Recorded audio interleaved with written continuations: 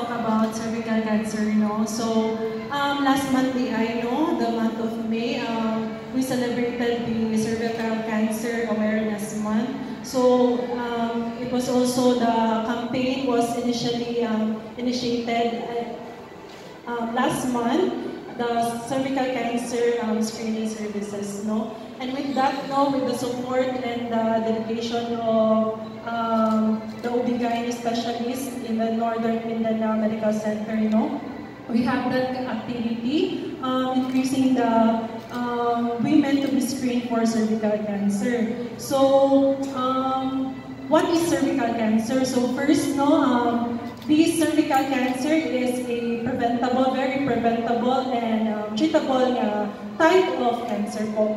So, this is caused by HPV, the human papilloma virus, which can be acquired as through sexual.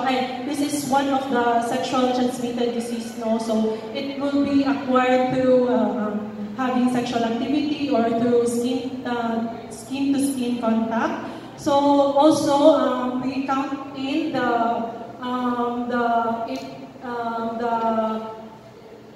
our immune system to fight against the HPV, So also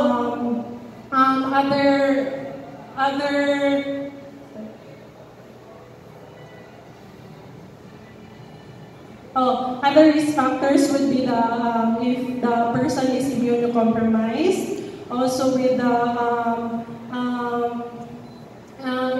immunocompromised, and also with the having vices, also especially smoking, that would increase the risk factor for having cervical cancer.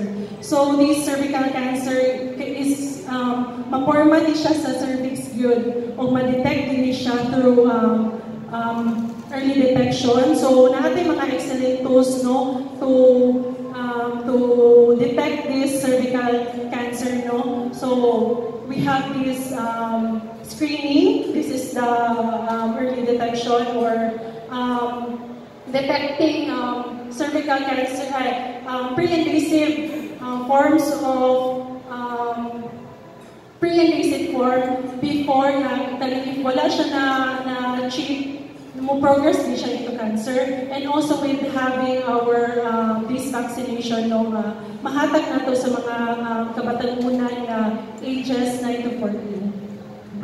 Thank you, Doc. 9 to 14 na maka-avail. But above 15 po, ma-avail din siya sa mga private hospitals po.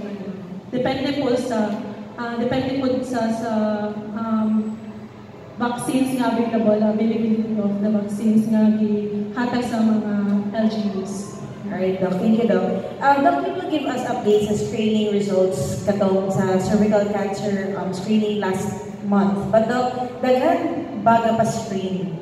And is this an easy process for sa atong mga kababainhan?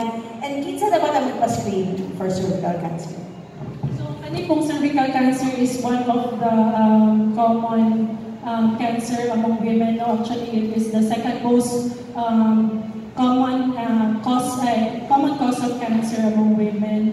And also, it is very alarming kasi it was based on the statistics.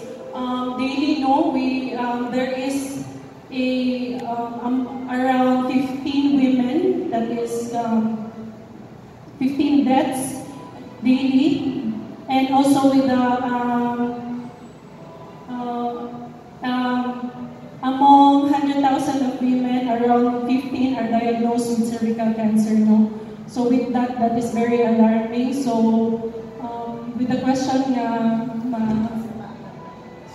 so all women ages 30 to 65 can present themselves to be screened for cervical cancer, So they can go to the nearest RHUs or health centers to avail this screening, along with also with the vaccination also. Okay, vaccination is only the form to be protected from this HPV, the human papillomavirus, and the screening is very important to early detect before gibalaan na to siya nga, ni-progress na siya into cancer. Because kani cervical cancer, dili ni siya nga pagkita yun is cancer na yun siya sa pag-screen. So, pwede siya nga, ang pag-detect is nakapa siya sa iyang earliest stage or the pre-invasive phase. That's why it is very preventable, no? And it's the right time to really be treated immediately. So, it is very preventable with early detection or through screening. Thank you, Doc.